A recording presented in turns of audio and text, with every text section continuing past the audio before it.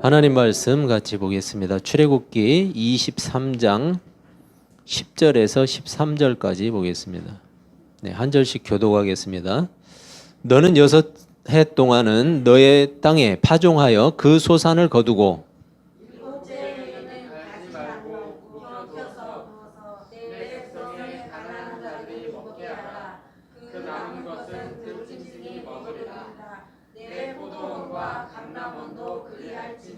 너는 6해 동안에 네 일을 하고 7째 날에는 쉬라. 네 소와 나귀가 쉴 것이며 네 여종의 자식과 나그네가 숨을 돌리리라. 내가 내게 이른 모든 일을 삼가 지키고 다른 신들의 이름은 부르지도 말며 네 입에서 들리게도 하지 말지니라. 아멘.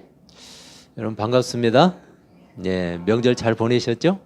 예, 인사 한번 하시죠. 예.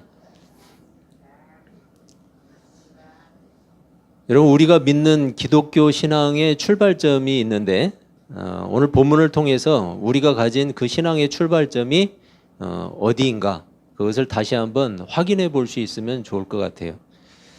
여러분과 저는 하나님을 믿죠? 예, 하나님을 믿으시죠?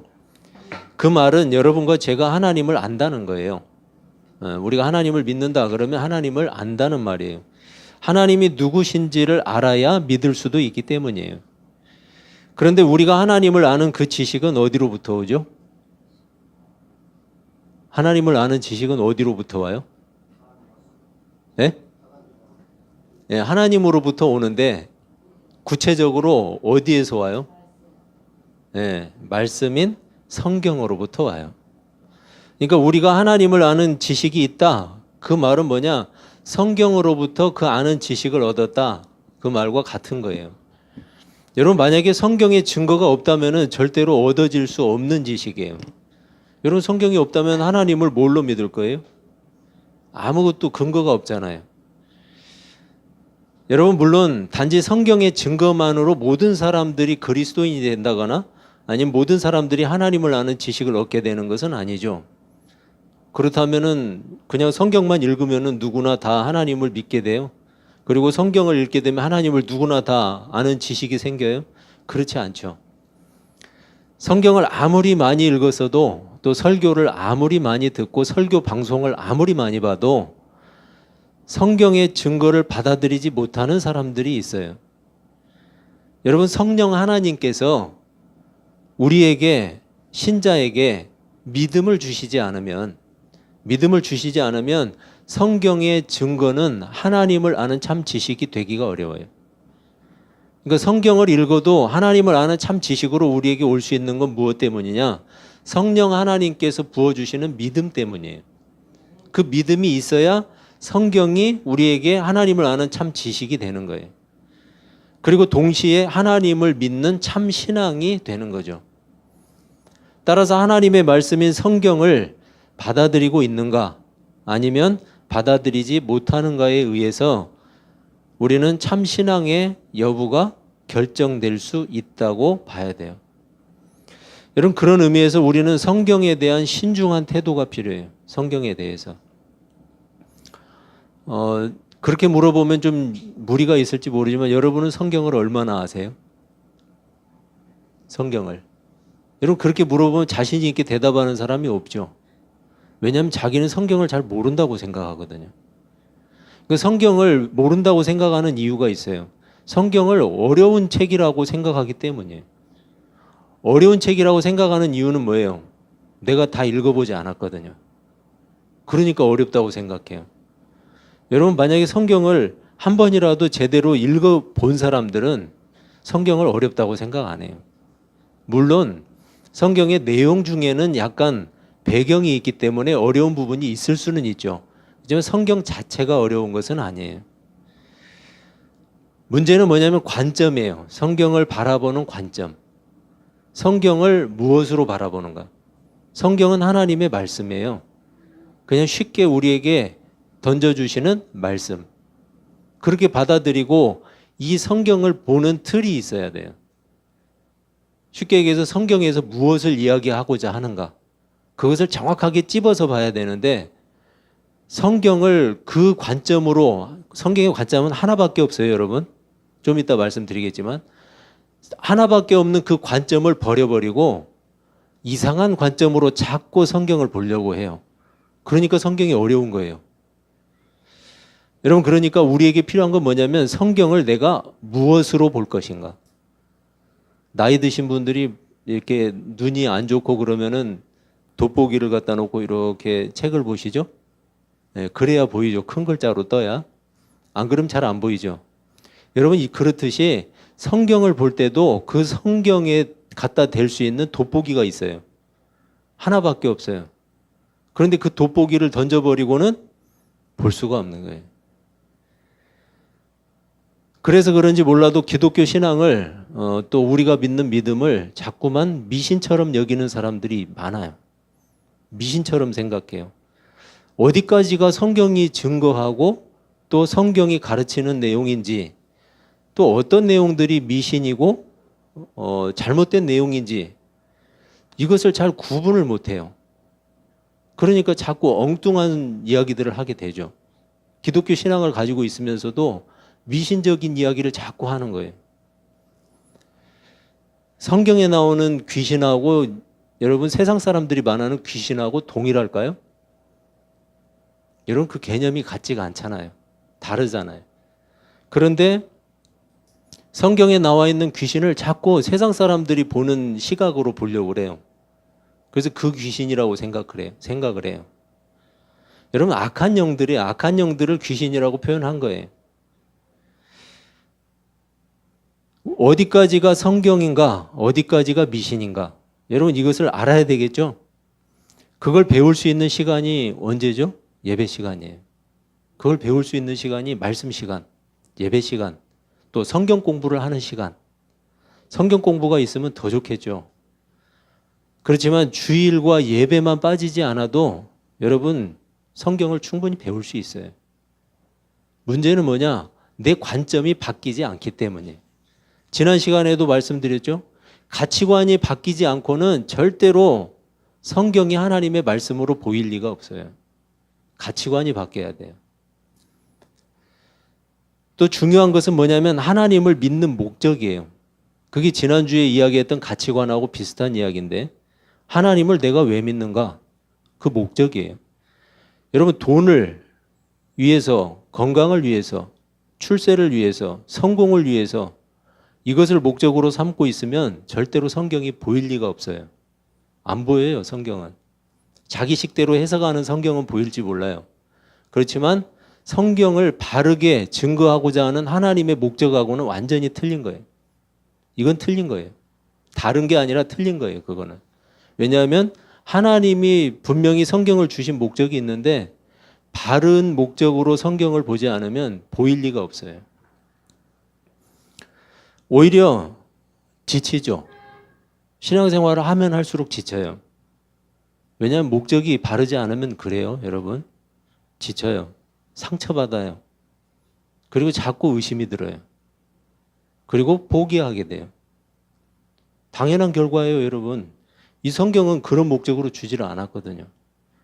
그러니까 바른 목적으로 사용을 하지 않으면 신앙생활을 하는데 하면 할수록 지치고 포기하고 싶고 별로 의미도 없고 재미도 없고 그렇게 돼요. 하나님을 믿는 목적이 바르지 않은 것은 성경을 바르게 이해할 수 있는 기회를 던져버린 거예요.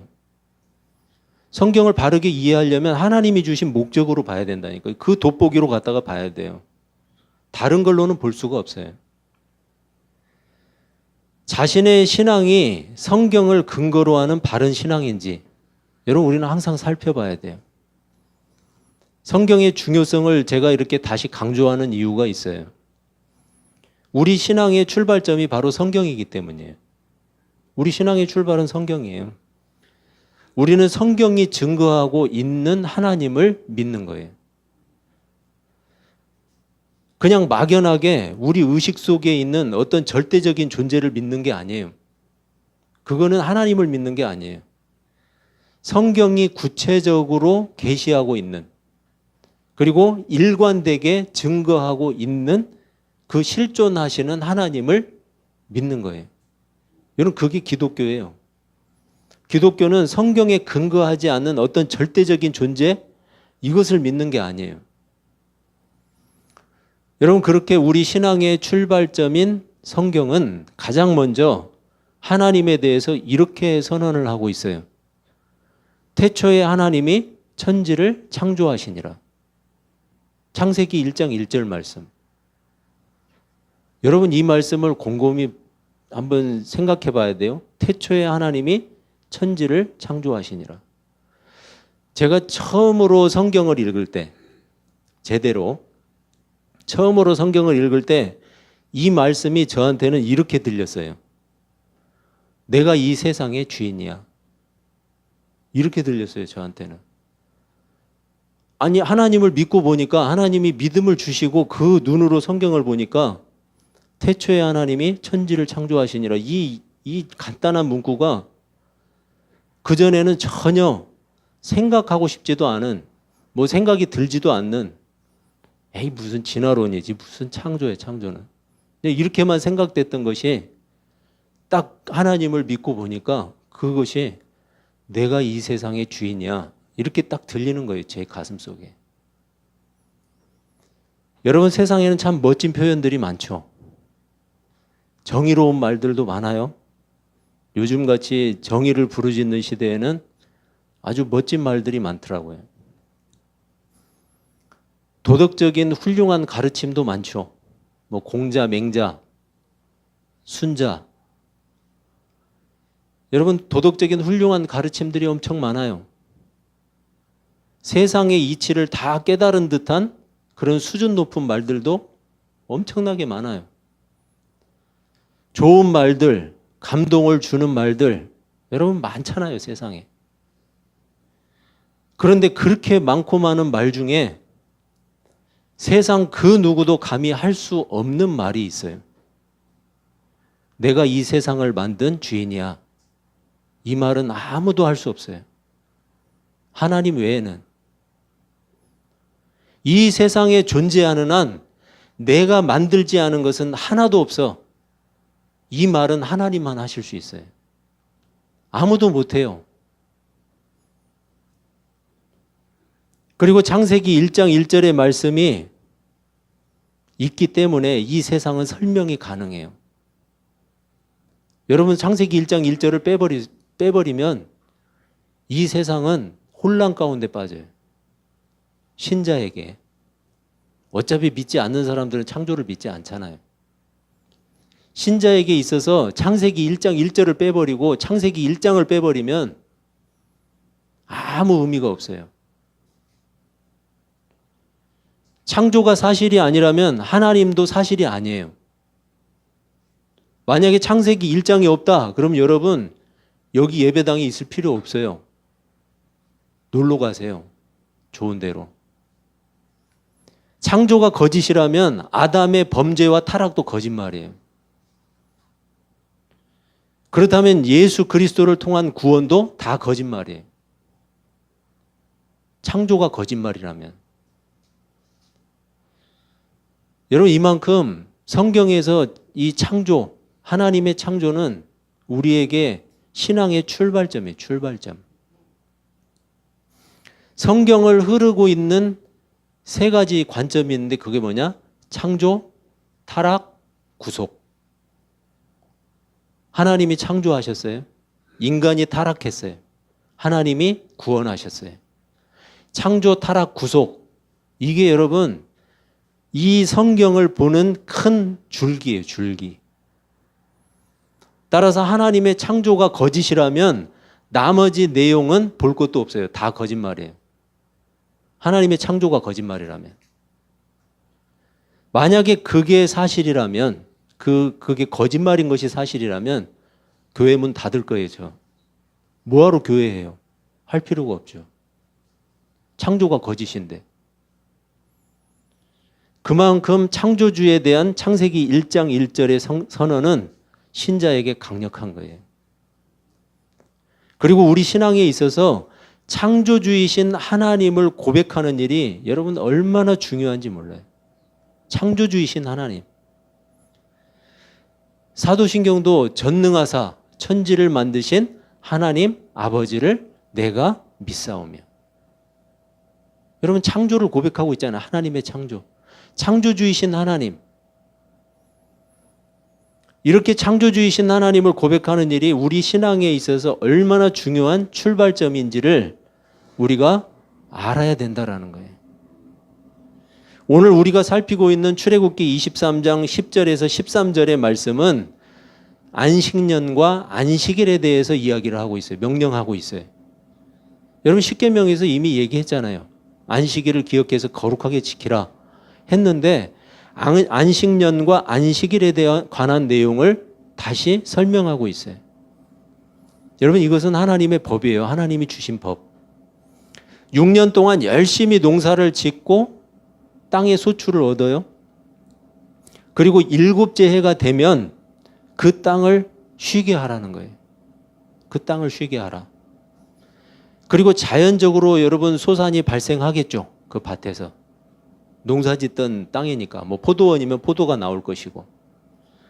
그건 누구에게? 가난한 자들과 들짐승에게 돌아가게 하라. 하나님의 돌보심이죠.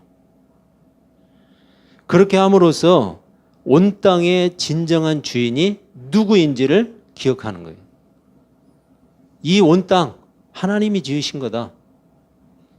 모든 세상에 존재하는 생명체 하나님이 지으신 거다.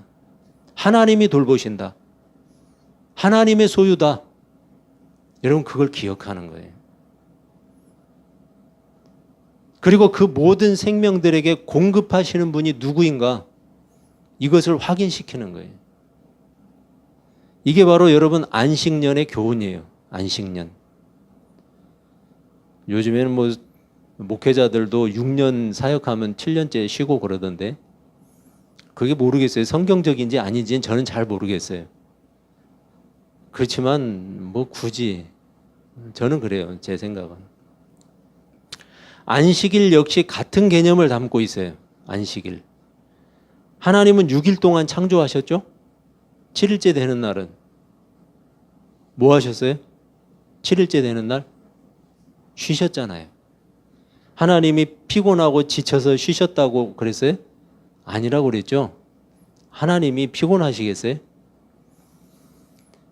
여러분 피곤함으로 인한 안식이 아니라 하나님께서 지으신 그 영광스러운 피조세계, 이 피조세계가 하나님의 영광을 이제 완성됐잖아요. 하나님의 영광을 찬란하게 드러내는 일, 그 일을 하는 날이 언제냐? 바로 7일째 되는 날이에요. 피곤하니까 다 쉬어. 야, 나 쉴 테니까 너희들도 쉬어. 이게 아니에요.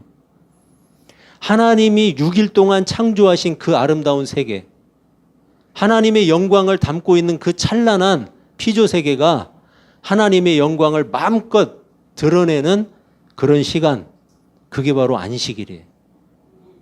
안식일에 그게 들어가 있는 거예요. 여러분 그러니까 우리는 착각하면 안 돼요. 성경이 말하는 안식일은 안식일의 정신은 우리가 생각하는 것과는 달라요. 창조를 통한 하나님의 영광을 찬란하게 드러내는 날이 바로 안식일이에요. 한마디로 창조주이신 하나님을 기억하면서 찬미하는 날이에요. 그런데 인간의 반역과 타락으로 인해서 인간들은 어때요? 육적인 안식, 영적인 안식 다 잃어버렸어요. 인간의 타락으로 인해서.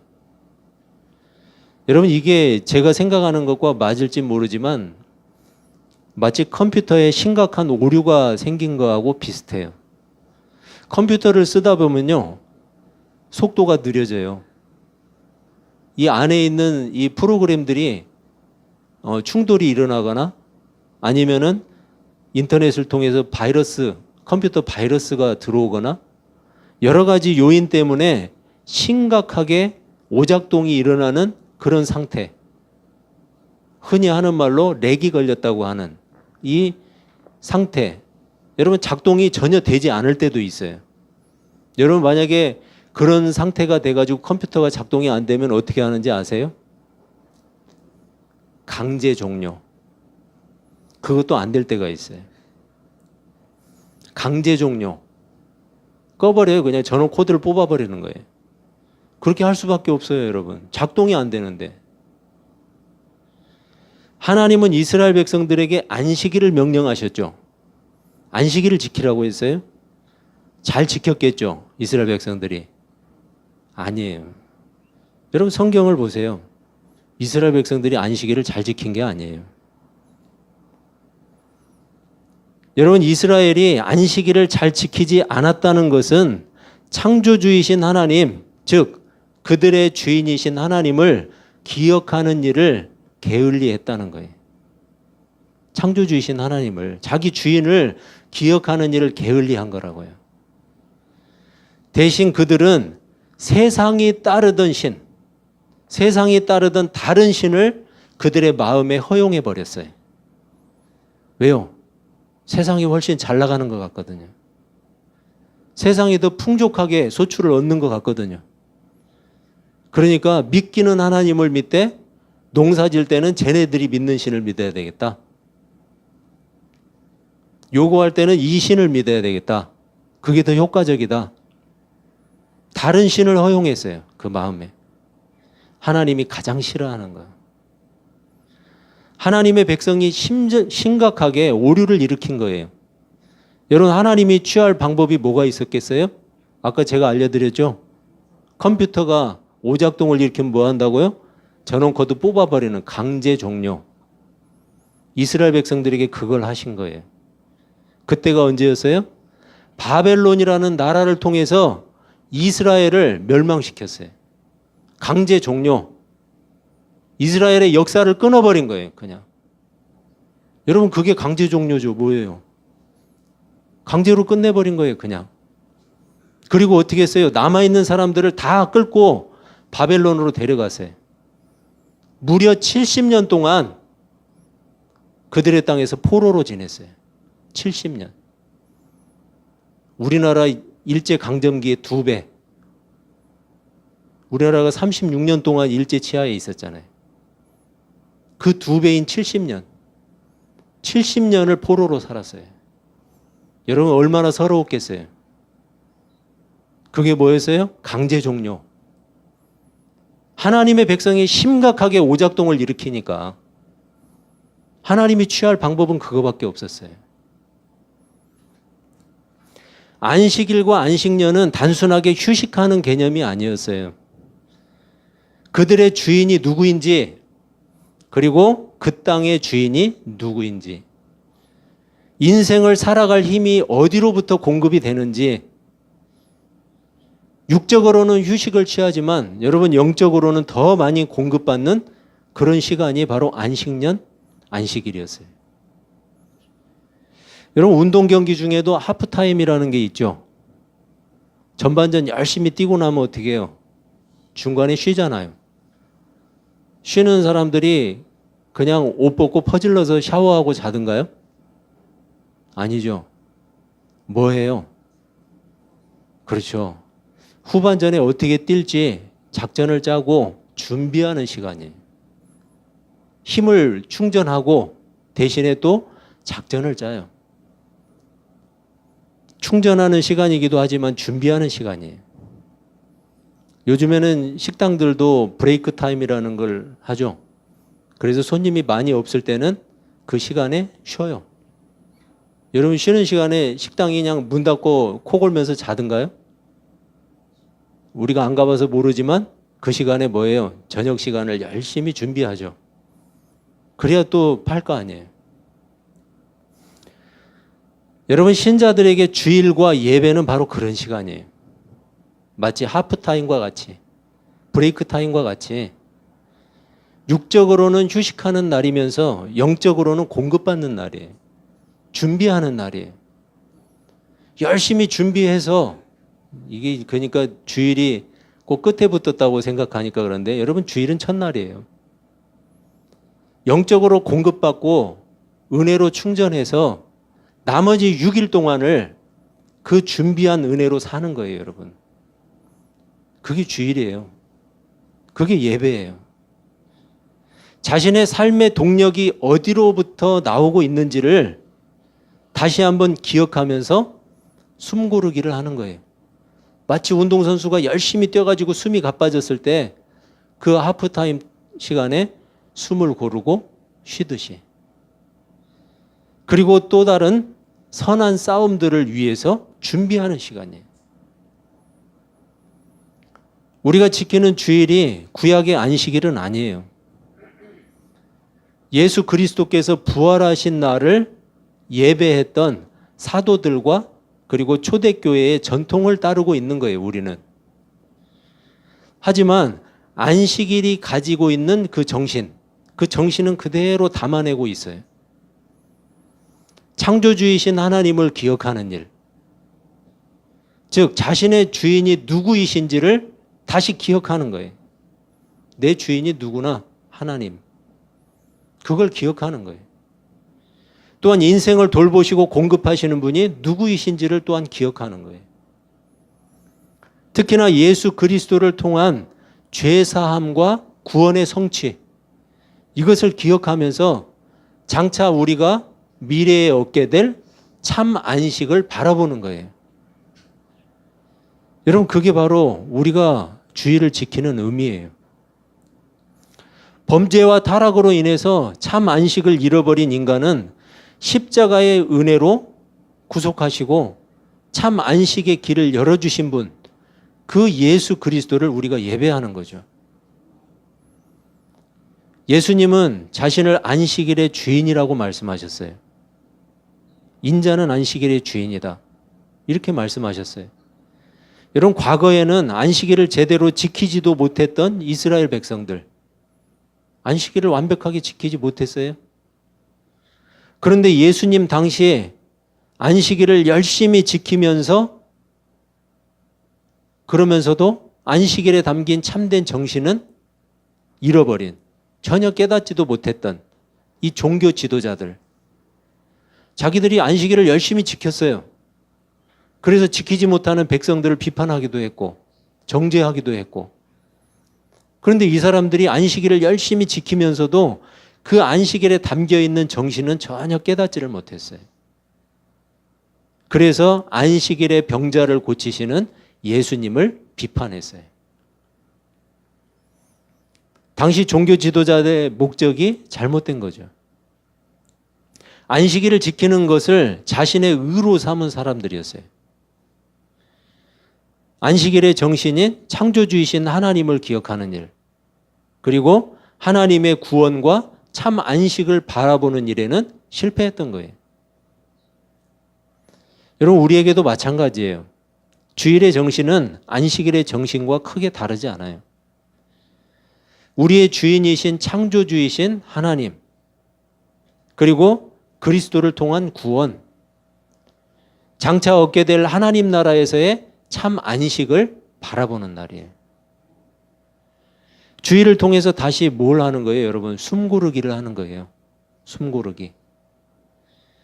그래, 내 삶의 주인은 하나님이셔. 숨고르기예요. 내 삶의 주인은 하나님이셔. 나는 죄인이지만 하나님이 용서해 주셨어. 모든 좋은 것들이 하나님으로부터 공급돼. 내가 살아갈 힘도 하나님이 주셔. 여러분, 사실은 주일만이 아니라 매일매일 이러한 기억과 고백 속에서 우리가 살아야 되지 않겠어요? 매일이 그런 삶이 돼야죠. 이러한 영적 숨고르기가 충분히 이루어지지 않으면 여러분, 우리에게는 언제 영적인 호흡곤란이 찾아올지 몰라요. 여러분, 영적으로 죽으면, 영적으로 병들면 통증이 안 느껴져요. 몰라요. 무감각해져요. 영은 안 그래도 통증이 없는데 영적으로 호흡이 막혔음에도 불구하고 자기가 감지하지 못해요. 윤한덕 씨라는 사람이 있죠? 생소하시죠? 중앙응급의료센터장. 이번에 사망하신, 자신의 일에 최선을 다하다가 죽었죠. 응급의료에 대해서는 선구자다 이렇게 이야기를 하는 사람인데, 그 열악한 응급의료 체계를 바로 세워보려고 열심히 노력하다가 자기 자신은 돌보지를 못하고 과부하가 걸려버렸죠. 참 안타깝죠. 그런 사람들이 좀 오래 살면서 좋은 일을 많이 하면 좋은데. 여러분, 육적인 삶에도 휴식이 필요하듯이 영적인 삶에도 충분한 휴식이 필요해요. 이스라엘 백성들에게 안식년과 안식일은 영적인 휴식이었어요. 그리고 영적인 숨고르기였어요. 하지만 그것을 지키지 않자 결국은 과부하가 찾아온 거예요. 그들은 자유를 빼앗겨 버렸어요. 그리고 강제로 휴식에 들어가게 됐어요. 그게 바로 바벨론 70년의 포로 생활이었어요. 여러분, 그들은 그 시간에 뭐 했겠어요? 70년 동안 하나님을 바라보면서 해방을 기다린 거죠. 우리나라가 36년간 일제 치하에서 치를 떨면서 해방을 기다렸듯이. 여러분, 광야, 지금 이스라엘 백성들은 광야를 걷고 있어요. 광야를 걷고 있는데 그 중에 십계명도 주셨고 그 중에 하나님의 법을 주셨어요. 이 광야는 이스라엘 백성들에게 참된 안식을 갈망하게 했을 거예요. 우리가 언제나 쉴까? 이렇게 힘든, 집도 없이 우리의 땅은 한 뼘도 없이 이렇게 떠돌아다니면서 이렇게 유랑생활을 하면서 우린 도대체 언제 쉴까? 언제 안식을 할까? 그들은 하나님을 바라봤을 거예요. 하나님, 우리에게도 안식을 좀 주세요. 그리고 광야와 같은 이 세상을 한번 보세요. 여러분은 이 세상이 즐겁고 편하기만 하세요? 즐겁고 편하면 좋은 거죠. 하지만 여러분, 이 땅은 본질적으로 우리에게 안락한 편안함만을 줄 수가 없어요. 우리 신자들이 뭘 갈망하겠어요? 참된 안식을 갈망하게 돼 있어요. 우리는 언제나 쉴까? 하나님의 나라는 언제나 임할까? 그래서 우리에게 필요한 것이 바로 영적인 숨고르기예요.